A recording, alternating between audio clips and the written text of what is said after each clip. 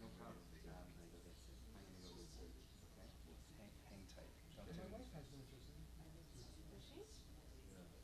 Well, if she does that, that would be great. No one gave me any heads up. That's okay. Okay. Good. Different culture. Good. Yeah. Yeah. Wow. That's probably her iPhone case. Oh my. Okay. They'll be really sharp. They'll be really sharp. Yeah, for sure. First we'll do the bracha, then I'll do the bracha first. Right. So the whole idea behind tearing, behind doing the kriya, is that, I mean, it's ancient, it's biblical, right? It's been around since the Torah. We tear something to check that on the inside it's all torn. That's the idea. Very appropriate. Right? That's the idea. Why? Because they're tears. Yeah. And that's what happens. So that's why we do it. We say this blessing. We say the blessing that we always say when we hear in Judaism. So if you repeat after me, it's Baruch atah Adonai Eloheinu melech haolam dayan haemet. Right? Which means praised are you, Adonai, our God, judge of truth. It's kind of not everyone always feels that way when we say these words, right? But I think it's the beginning of the process of letting go, of not having answers. And in Judaism, we always where do we say the answers are that are unanswerable for us in this life with God. So that's where we put our faith, that's where we put our hope. People always have it in different ways, but that's the idea, is that we don't know, so we have to let go. It's the beginning of that. And the other thing we say is what Job said. We say, Adonai natan, v'Adonai lekach. Yehi Shem Adonai Mevorach. God gives, God takes, and through it all we bless the name of God. Job suffered more than anybody, and he still separates. And it reminds us that we appreciate the opportunities. Every time there's a perspective on how long life can leave in our lives. We can be thankful for the ones that we have. And we say this at every funeral to start the process of going into how they've lived into more. So now you guys can tear the ribbon a little bit. It's free talk. Now we'll have just a moment. No, it's really mean. I know. Thank you.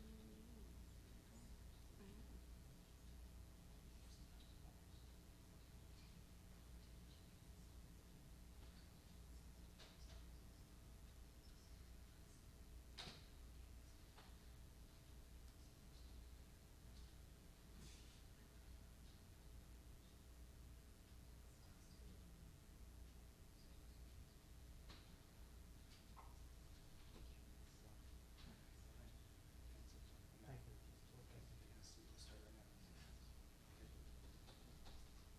Do you have a copy of it? No. Well, for me, I do. Yeah, for you. That's for you.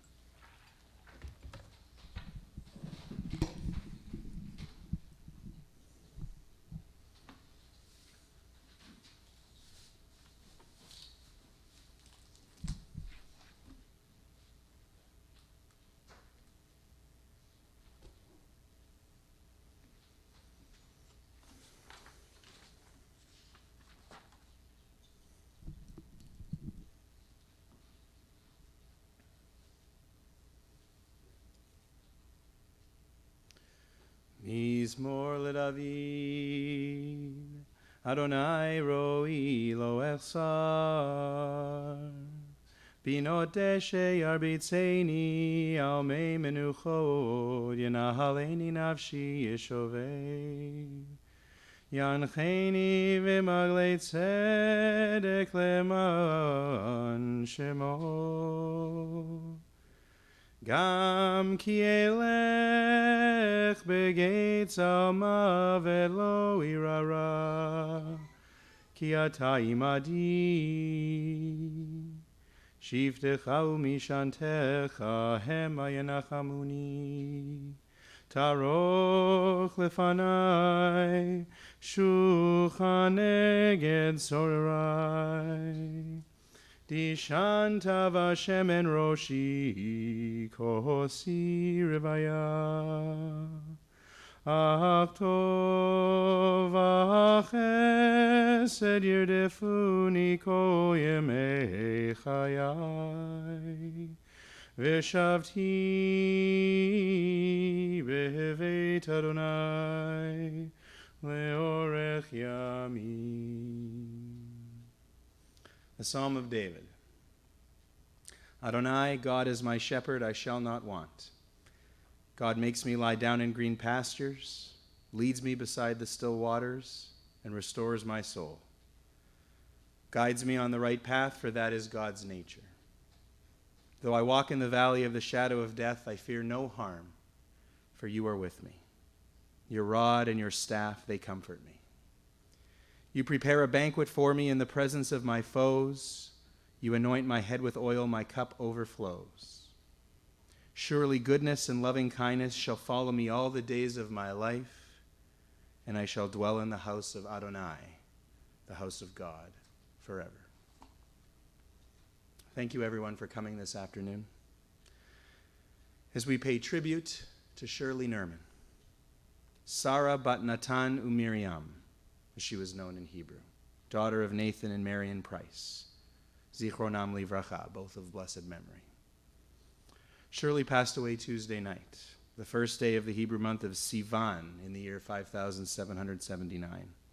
She was 90. She will be lovingly missed and remembered by her children, David and Pat, Gary and Marianne, Howie and Marla, Lisa and Alan, and Risa. Her grandchildren, Michael, James, Jada, Samara, Anders, Danielle, Camille, and Seth. And her great-grandchildren, Jacob, Levi, Noah, Addison, Danica, Livia, and Maya. Shirley was predeceased by her parents, by her brother Alan, by her husband of 71 years, Oscar, and by her son Sheppy, all of blessed memory. In the Jewish tradition, one of the sources we often quote at funerals is from Kohelet, Ecclesiastes. A season is set for everything, a time for every experience under heaven. We know, we understand, death is a natural part of life, that everyone has his or her time. And 90 years is without a doubt a long life. In Shirley's case, a life well lived. We get it, but still, we are sad. Someone we love is gone. Young or old, those who leave this world always leave us too soon. We always wish we could have more time, more memories to make and share together. For someone like Shirley especially, who was so full of life, who loved people and so freely expressed that love, who cherished family and community, how could we not grieve? There's a hole, a void in the lives she touched, for the people she loved and who loved her. But at the same time, Shirley's is a life to celebrate, to recognize a life well lived, full of the things that matter most when all is said and done. Family, friends, community. Shirley Nerman had it all, and she deserves the honor of being remembered for that. The hesped, the eulogy, is one way we can both remember and celebrate Shirley. I invite her daughter Lisa to come forward now and deliver a eulogy in Shirley's honor.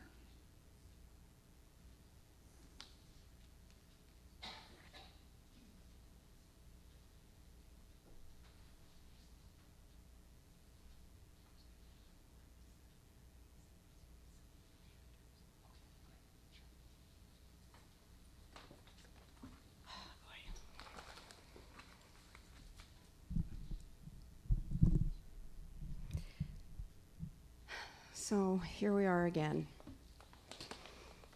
I've been up here in different cities way too much. Rabbi, family, and friends. I'd like to read something. I've gotten a few of these on Facebook for my friends. This is for my friend Jessica, Edmonton. You know, we have a lot of cities to cover. Your sweet mom will always hold a special place in my memories.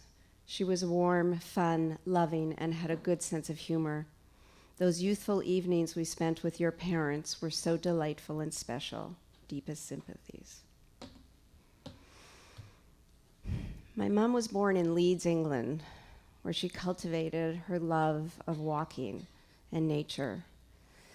She was what I call a war bride, not officially, but to me, she was a war bride. She met this dashing Canadian Air Force guy, my dad, in Bradford at a dance, and not very long after, she was crossing the ocean at the age of 18 to come to this Meshuggah place, Winnipeg, in January.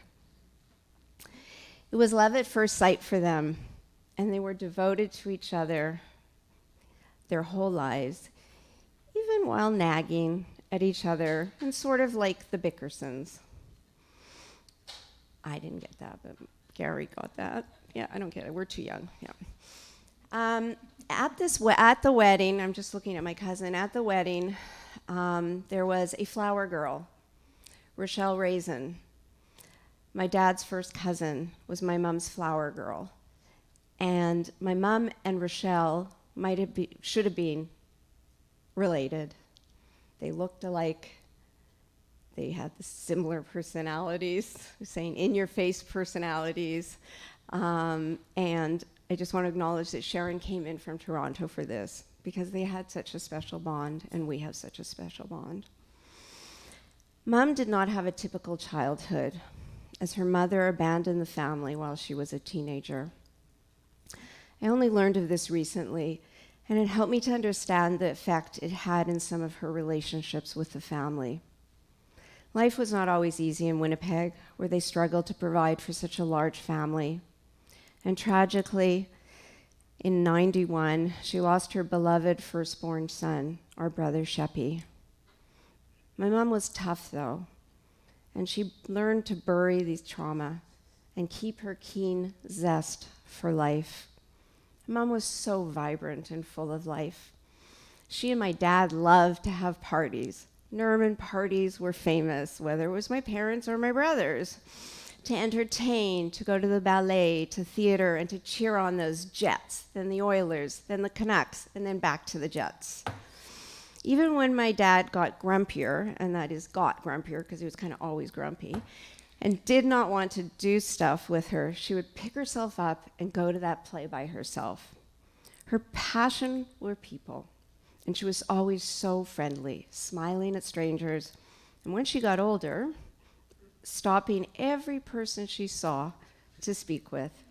This would make your walk very, very long, but it gave her great joy.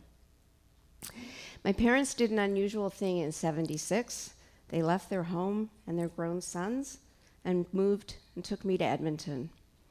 No doubt this had an effect on the whole family. There was now so much distance between everyone. This was a difficult time for my mom in Edmonton. But thankfully, through her love of people, she made some of the best friends she had, made lots of cheesecakes still there, and enjoyed her life. Years later, my parents moved to Vancouver. I headed east and they headed west. There wasn't a connection, I swear. I was really sad to be so far away from them. But I remember the many summers I visited there with great joy. My mom flourished in Vancouver. She thrived in the physical environment. I think it reminded her of England. She passed on that joy to all her grandchildren, taking each of them to the Lost Lagoon in Stanley Park to feed the squirrels, the chickadees in your hand, and look at the swans and ducks. Some of my fondest memories of my mom are the weeks in the summer that Simcha and I would visit. She would take him everywhere and spread her love of nature and the beach to him. More significantly, my mom found two crucial things in Vancouver. Her soulmate, Miriam Brightman, another soulmate like Rochelle, a former Winnipegger, many of you know, and she found her confidence, her voice, to be a leader. Mom transformed from an empty nester, and she was a very serious empty nester, to a woman who lit fires under those Hadassah ladies. She was the bizarre lady pulling in all the family to help. And God help you if she asked you to donate and you did not say yes to her. You did not say no to my mom.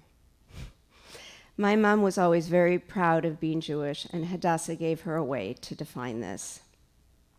My parents came back for a few years to Winnipeg, reconnected, and I have to mention Carol here, Barry's wife, how she'd take her shopping when they lived in Winnipeg. Carla in Vancouver, Carol here, and both say that my mom could totally outshop them till they dropped.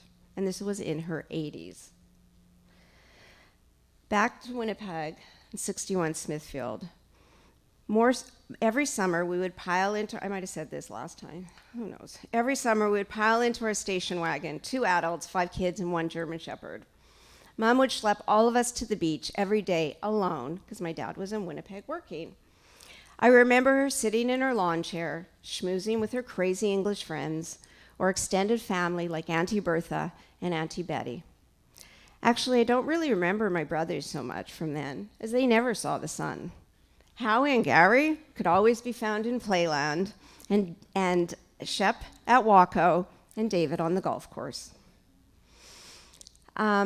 Weekends were barbecues, and I remember every year my birthday was out there with great food, including those very not kosher spare ribs, and of course, Jeannie's cake.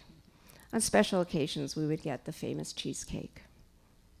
My mom, another fixed memory was in our living room of 61 Smithfield. Shep had just bought my mom a Jewish cookbook with jokes in it. They shared some wine, and the jokes followed. My mom was very funny when she had a little tipsy, and we were just all rolling with laughter. And then she would start telling us her usual story about how she had to take the train from, I don't remember where, probably Nova Scotia to Winnipeg, New York, Montreal, New York. Anyways, after she got off the boat to Winnipeg, and she had the upper bunk to sleep in, and she dropped her panties. And this innocent 18-year-old girl did not know what to do. It was always had us howling with laughter. My mom was very tolerant of her crazy teenage sons, of their loud music. She grew to love the Beatles. Led Zeppelin, not so much. She turned a blind eye, or I sometimes said, had blinkers on her eyes, through many wild parties of Gary and Howie. She gave them freedom. Okay, we're lucky everyone survived. I remember Mom as my best friend as I grew up. I remember her tucking me into bed while I sang the Shema. My earliest memory is of walking hand in hand through very high snow, heading to kindergarten. I also remember all the Chagim we celebrated as a family, in particular Pesach, when she would completely turn over the kitchen and buy kosher meat. The rest of the time we were treif. For 1 week, we were immersed in Judaism, and that definitely was significant in defining my identity. So she made friends of my friends. Jessica was loved by them and by the children of her friends. My best friend Bruno would visit me regularly at home, Edmonton, then Vancouver. First, he would go to the freezer to get a Shirley special chocolate chip cookie, a tradition continued by me, just as Simcha. And then he would chat with my mom. Not me, my mom. And in Vancouver, him and Brenda would take my mom out for high tea, something she absolutely adored. My mom exemplified the mitzvah of Chanasat Orchim, providing hospitality and welcoming guests, just like Avraham did when he opened the tent to the angels, washing their feet and rushing to give them food. My mom opened her heart to many people who treasure her and Dad as they do their own family. Luda and Alex Pogrebinski, our family that moved to Edmonton from the Soviet Union in 1977, and my parents embraced them, and they became part of the family. I just spent this past Sunday at their daughter's house, and all we did was look at pictures and reminisce about my parents. They repeated this incredible act with the Barants, a family from Romania, whose kids saw my mother and my dad as their surrogate grandparents. They were devastated, especially when Dad got sick. Of course, my mom was blessed with 9 grandchildren whom she dearly loved and was thrilled by her 6 great-grandchildren. During this final week, she was constantly mentioning the newest member of family, Seth and Patricia's Maya, who she sadly never got to meet. She was so happy that Anders was engaged. She talked about seeing his wedding photos. She looked forward to visits of the grandkids in Vancouver and visits to Winnipeg and Toronto. I can only speak for my son, but he adored his grandmother, who he was thankfully able to visit 2 months prior to her death. The past few years were very hard on my mom. She was devoted to my dad. She would not leave his side for very long, so she became far less active and sociable. Since my dad's death a year and a half ago, she has not felt well and was always talking about just needing to get fit. Sadly, her heart just was not up to it. Mom would never say out loud she was 90. Oi, and if you shared that info, as I did once in a movie theater, you'd hear about it. Oh, did I get heck. In her heart, she was still 40 and did not understand right until the end why her body would not cooperate. In the hospital, she still had hope and so wanted to walk out there, but deep down she knew. I was blessed with 3 weeks by her side, taking her to the magnificent park behind Richmond Hospital, which I'm sure reminded her of parks in Leeds. It reminded me. This past weekend, she had the joy of being with all her sons, David, Gary, and Howie, who took her on her last walk in the park. We said our goodbyes, and Mom quietly passed. She had decided it was time to join Daddy.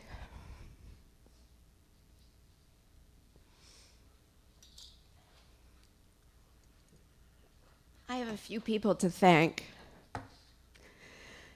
Carla Zivit, the daughter of my mom's dear friends Anne and Al Cooper, who have passed.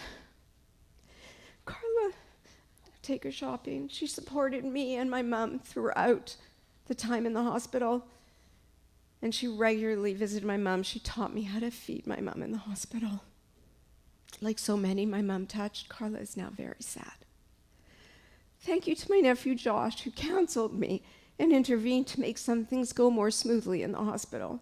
To Camille, and FaceTiming with their kids, bringing joy to my mom and me. To my brothers Gary and Howie, whose relationships with my mom were more complicated than mine, but who gave her such joy. I know you cherish their brief return to Winnipeg, and it was painful when they left. You must know she loved you greatly. Is very proud of your achievements. She always marveled at how she had such a big and successful family. Teresa, who remained part of the Nerman clan and brought up Seth on her own. My mom had a special hot place in her heart for Seth, the only son of Sheppy. As I could say, she could not stop talking about Maya. Finally, most of all, David. David carried my parents through 30 years, being the only child in Vancouver. These past few years have not been easy for him, but he stood by them and supported them in any way they needed, and I love you for that. I cannot believe I cannot just call Mom that we will never share the seawall again, or see Anders get married, or see my son get married.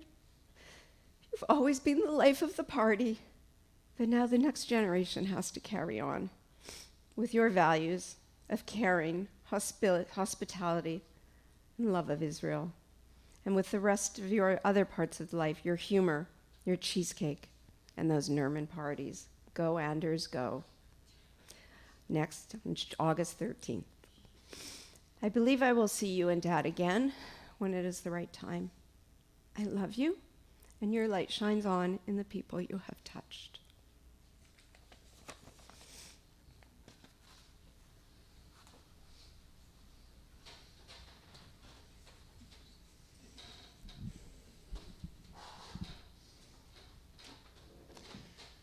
Thank you, Lisa.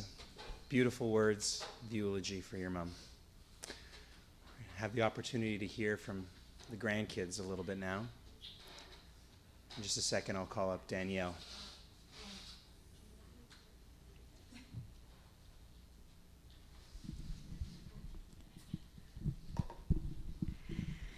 Wow, that was a tearjerker, and now I have to follow that.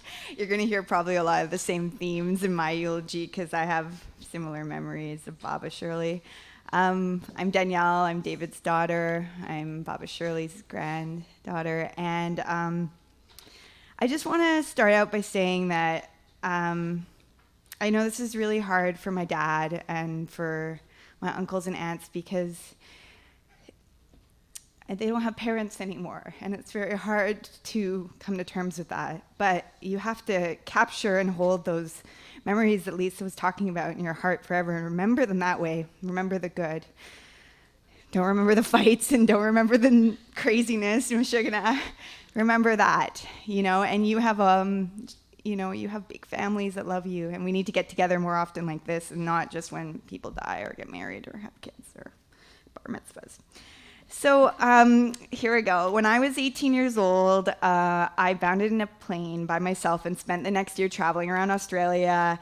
And many people that I met along the way were surprised that someone who was 18 was doing this right out of high school. And they were like, wow, you're so brave to be doing this.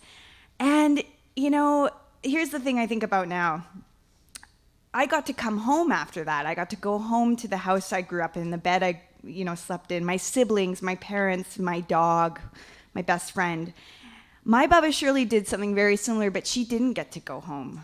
She was also 18 and she boarded a ship from England to wherever, New York, Montreal, or nobody really knows, and took a train and walked off the train in Winnipeg. Someone threw a fur coat on her and they're like, welcome to Winnipeg. And, she only knew my Zeta Oscar and, this handsome Canadian soldier. And she had decided, I'm going to do this and I'm going to go overseas. And I just can't imagine the loneliness she must have felt in those first few years in Canada. And I wonder if anyone she met in those early years told her how brave she was. She was brave. I wasn't brave. She was brave. And Baba, if no one did tell you that, I'm telling you now that you were incredibly brave. And I carry that with me my whole life. You made me feel like that. You made me feel brave. And you gave me the strength to do what I have done in my life. And I want to thank you for making that bold and brazen choice to be a war bride, because the Nerman family that lives now today wouldn't exist if you had not said yes to the dress and agreed to spend decades swatting away mosquitoes and fish flies during the hot Winnipeg summers and freezing your tuchus off during the winters here. That was hard. And when you and Zeta Oscar finally came to your senses and moved to Vancouver, my brother Anders and I and sister Camille really hit the jackpot.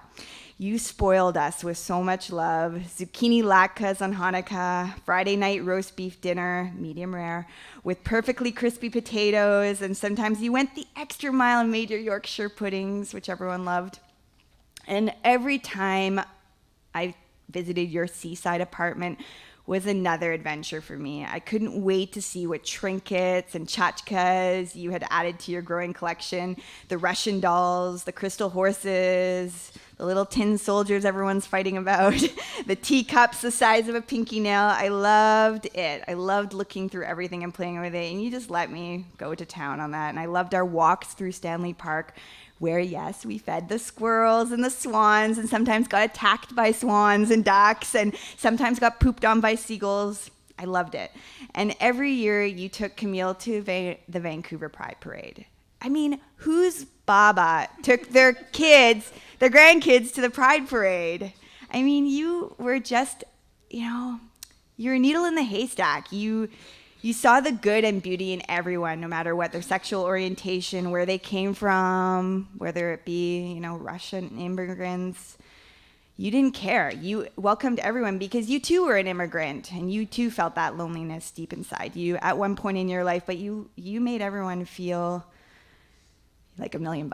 And I was really lucky that you did make it to my wedding. My Zeta Oscar wasn't feeling well enough and he couldn't come, and oh boy, you weren't going to miss that wedding. And you went out and you got yourself a white outfit, because everyone had to wear white, thank you.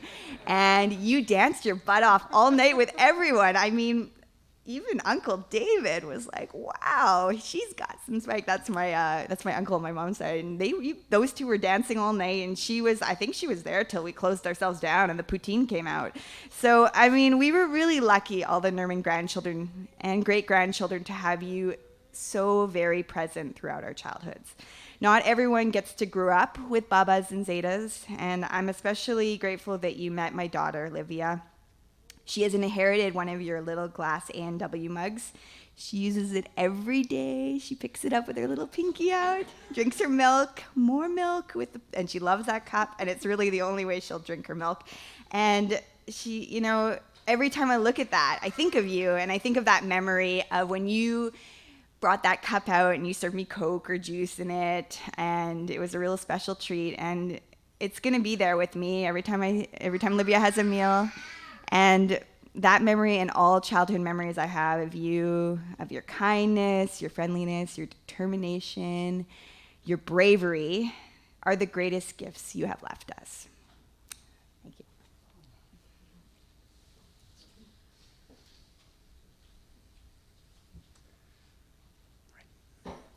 Excellent, Danielle. Thank you so much for sharing that. Now, Simcha is going to read something that Anders sent. I hope I have that right. Okay, Simcha, come on up.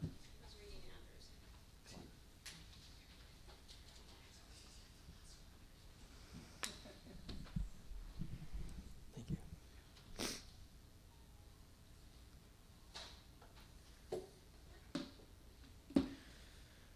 For those of you who don't know me, I'm Lisa's son, Bobby's grandchild. Before I say a few words about Bobby, a little memory, I'm going to read a text message that Anders, her grandson, sent. Unfortunately, he couldn't make it, but here goes. Baba Shirley was an amazing woman. Last night I started crying because I had an influx of crazy, amazing memories from my childhood. I grew up with Baba, 42 years. I thought about her Yorkshire pudding and her amazing roast and how we would eat so much that we would feel like we would explode. She was the first person to ever feed me like a Jewish mother. Always wanted me to eat more, stuffed. I remember how much joy she used to have when I came over to her house in Nelson. Always so happy and excited to see me.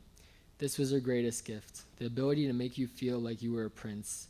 She made you feel really special. This had amazing impacts on my self-esteem growing up. I always knew I would get positive vibes from Baba. Her Hebrew name is Sarah, and it means Princess of God.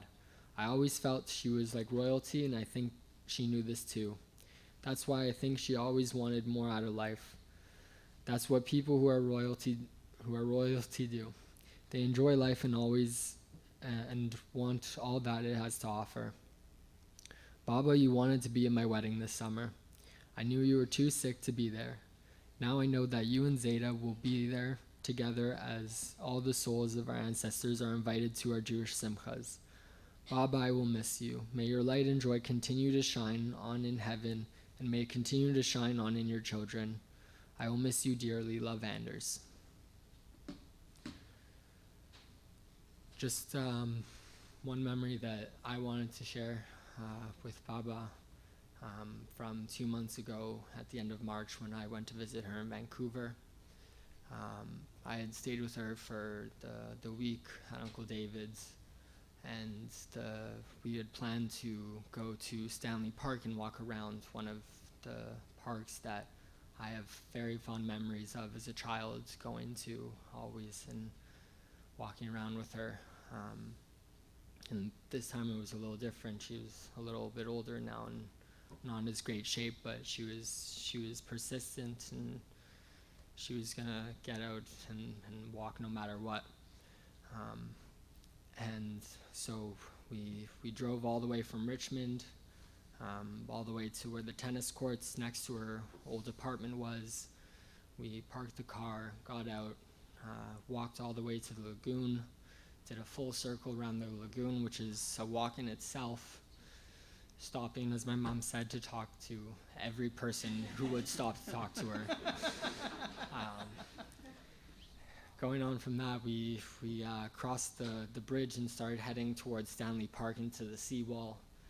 And about 2 hours had passed, and I remember stopping and turning to her and saying, "Bubby, are you not tired yet? You know, I'm getting tired even."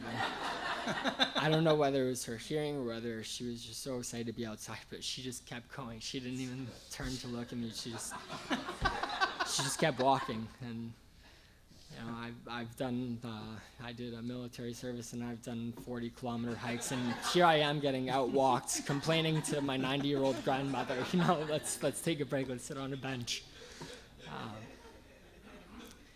And that's just something that I'm never gonna forget, and I'm really gonna miss her and her persistence, and I think we can all appreciate the unconditional love and positive attitude she showed to all of us, and really her love towards her family and her grandchildren that was everlasting. Thank you.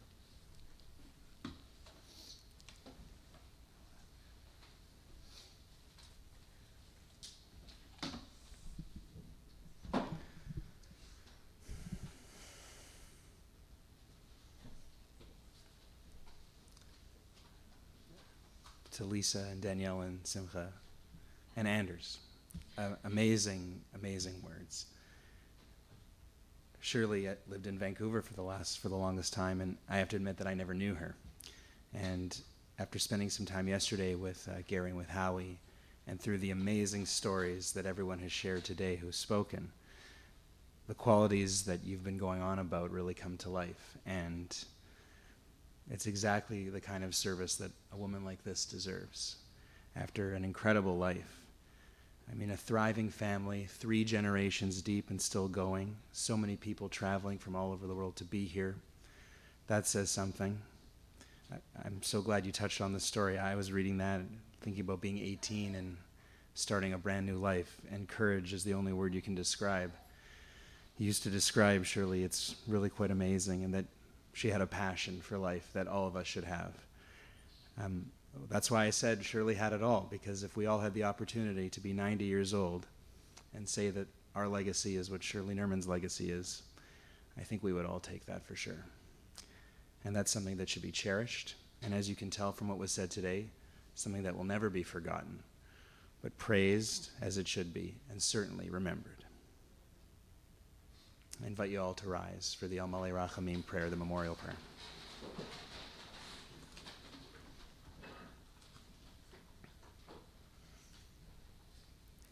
El Malei Rachamim shochein bamromim Ametzei menucha nechona Tachat kanfei ha-Shekhinah V'malot kedoshim u'teorim Kezohar harakia mazhirim Et nishmat Sarah bat Natanu Miriam Shelcha leolama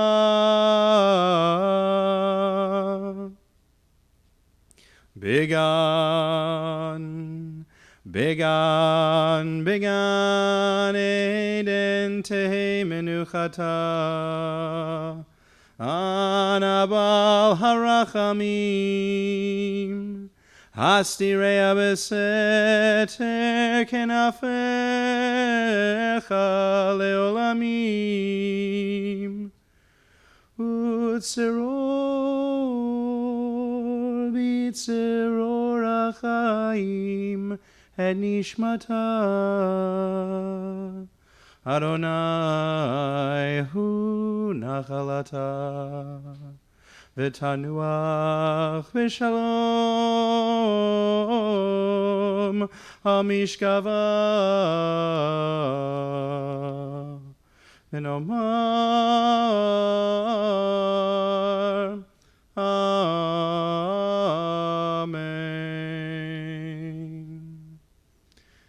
Exalted, compassionate God, grant infinite rest in your sheltering presence among the holy and the pure to the soul of Shirley Nerman, Sarah, daughter of Natan and Miriam, who has gone to her eternal home. Merciful One, we ask that our loved one find perfect peace in your eternal embrace. May her soul be bound up in the bond of life. May she rest in peace. And let us all say, Amen. Please be seated.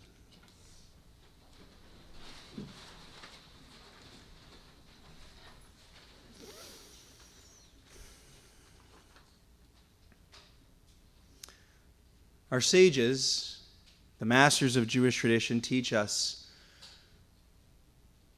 that to care for someone who has passed away is the highest respect we can offer, to accompany our loved ones to their final resting places. That's why our service continues with a trip to the cemetery, Shered Zedek Cemetery, 230 Armstrong Avenue. We'll be traveling in caravan fashion with our four-way flashers on, though we do still stop at all red lights. And if you're following and you do get separated, the path we take is we go up Sherbrooke to Logan, turn right, we go over the bridge on Salter, all the way to Armstrong. And that's where interment will take place to conclude our service and our rituals. In a moment, I'll invite the pallbearers to leave the chapel and the family to follow them, and then we'll all wait and then go out. And keeping in mind the custom of respect of accompanying our loved ones, we have this custom at Shered Zedek we invite you to join, where we form two lines through the lobby and onto the steps leading out of the synagogue through which the casket can pass. Two lines of love and support and family. And then when we get to the cemetery, of course, we go through the burial, where we use our own hands to care for someone who knew our hands. All of this born of wanting to respect and honor someone who meant so much and gave so much to so many people throughout her remarkable life. Just before we leave, we offer these final words of comfort to everyone who's left behind to grieve. Hamakom yinachem etchem betoch she'ar avelei Tzion v'Yerushalayim. We say, may God comfort you and console you among all those who mourn in Zion and Jerusalem, in the Jewish community. After our visit to the cemetery, there will be a meal of consolation at Howie and Marla's home, 50 Hopwood. Shiva will be there too, tonight from 7 to 9 with davening at 7, and tomorrow from 1 to 5 in the afternoon. As our thoughts after the burial shift from honoring and paying tribute to Shirley and her life to consoling and comforting her loved ones who are now in mourning. Again, 50 Hopwood is the address. Thank you again to everyone for coming this afternoon, for joining your hearts together with all of Shirley's loved ones who will miss her undoubtedly very, very much, but are still comforted by the memories and the fact that her essence will never leave their hearts and their souls, always enduring as a blessing. Pallbearers, family members, if you'd like to leave first, and then we'll follow you out. Thank you again to everyone.